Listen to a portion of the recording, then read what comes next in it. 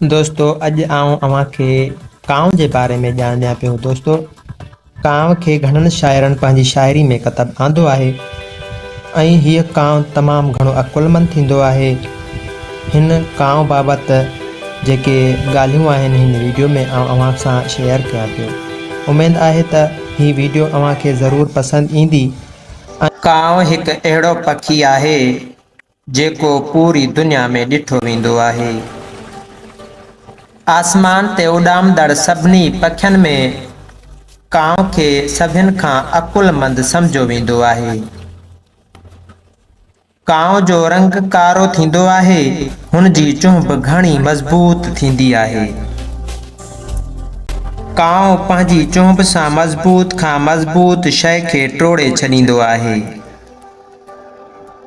कांव जे कंध ते सिलेटी रंग थींदो आहे, मगर कांव जो आवाज़ ॿुधणु ॾाढो ख़राब लॻंदो आहे।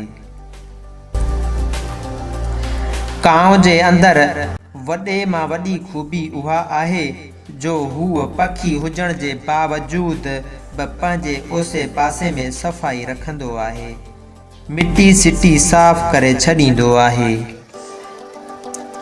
कांव ज़मीन खे साफ़ कंदो आहे, कुझु गंद किचिरो त खाई छॾींदो आहे, उन करे उनखे क्लीनर पखी चयो वेंदो आहे। कांव घणो करे झुंड करे हलंदो आहे ऐं बहादुर बि हूंदो आहे। कांव पंहिंजे साथियुनि खे कॾहिं बि अकेलो छॾे न वेंदो आहे। उमेद आहे अॼु जी वीडियो अव्हांखे पसंदि आई हूंदी। हिकु नई वीडियो सां हाज़िर थींदासीं। पंहिंजे दोस्त शौकत अली खे ॾींदा इजाज़त। अल्लाह निगहबान।